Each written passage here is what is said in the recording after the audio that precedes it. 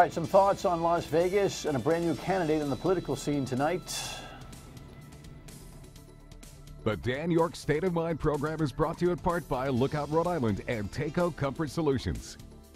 Thanks for joining us on this Tuesday evening. Kobe Dennis is a familiar face here. He has been here to talk about his Midnight Basketball Leagues and a bunch of activism and, when crucial issues come up in the city of Providence. He's been a go-to guy for this program and on the radio show weekdays 3 to 6 on WPRO. He has announced he's running for mayor, and interestingly enough, he's kind of veering off the guy that he supported.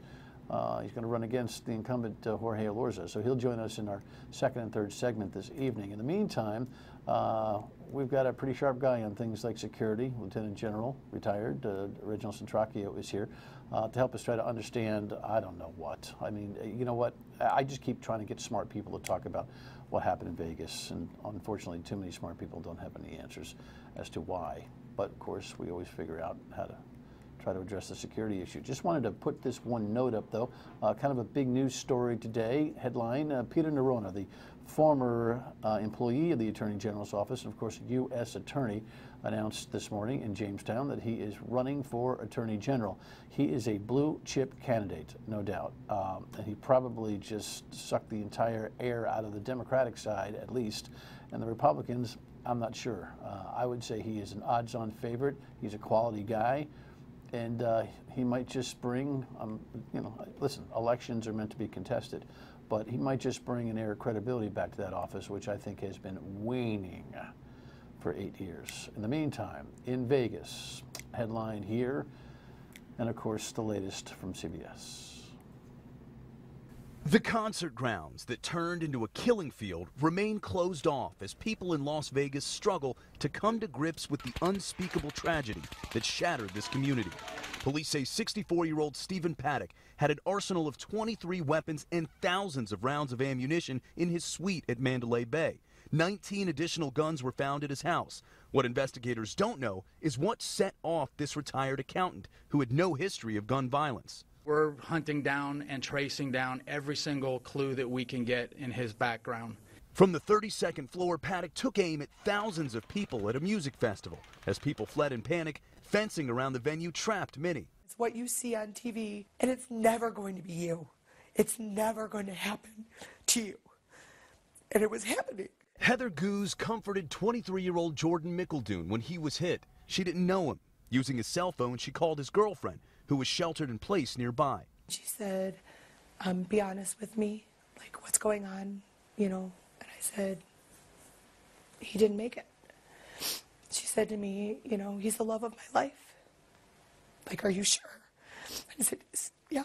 Authorities say Paddock modified 2 guns to make them fully automatic. His rampage has sparked new conversations about gun laws in the nation. President Trump was asked about it as he left the White House this morning. We'll be talking about gun laws as time goes by. And with hundreds hospitalized, people in Las Vegas are answering the urgent call for blood. Long lines of donors are stretching at locations across the city. As someone who's familiar, welcome, General. Good to see you again. Good to be here. Thank you. I hate the topic. You've been reviewing security issues in your career here for a long time. You've been out for a while now. You've been out. It's several years, but time flies. Never away. When you're playing music and having fun. Yeah, you right. know? That's but you keep a presence in Eyewitness News and offer some thoughts on these kinds of matters. What's on your mind regarding this? The first thing that comes to mind is, would there have been a way to prevent this? And as much as you look at it, even after the fact, I don't think there's any way you can protect the general public from things like this. It seems as every single time we have an incident of this type, there's a different scenario, a different venue, ranging from airplanes to now a building that no one had any idea that someone was waiting. And of course, my immediate thoughts go back to Lee Harvey Oswald in a similar scenario. And you have, how do you protect somebody against that when they don't know that that's about to happen? But at the same time, I think it's good to offer some possibilities. And through the years, I've had some training and I've had some personal experience about setting up security programs for different venues, ranging from the Quonset Air Show to different things such as the Bristol Parade and so on and so forth. How do you go and prepare for that? It all boils down to something that I think we all should subscribe to, and it's how do you protect yourself and not depend on someone else to do it for you. In this particular scenario, I think there were several options available. Not all were able to be accessed, but such as when you see something happening around you, you have several options. One is to flee, one is to find cover, one is to play dead, and one is to confront the individual. Obviously, the fourth one was not possible. But those several in the beginning, I think, were taking advantage, as I see the footage that we just played. Some people did take cover. Others panicked and ran. Others played dead, perhaps, or the others were injured. So when you look at the overall scenario as it unfolds, what else could have been done? I think more education needs to be done, perhaps in our school systems, and other possibilities where what do you do personally?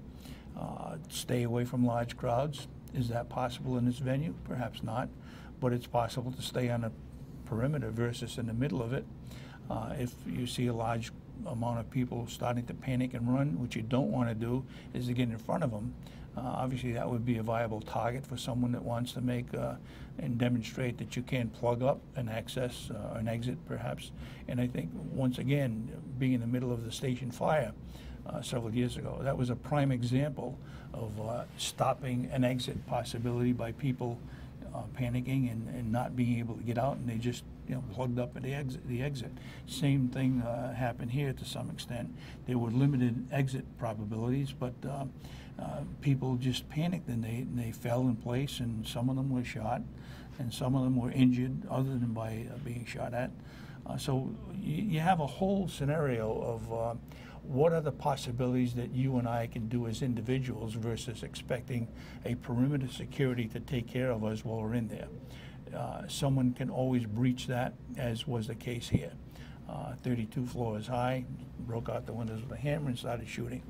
It's almost impossible. Well, I mean, the list is that was very comprehensive. I don't have much to add to it other than, when the president or some high-level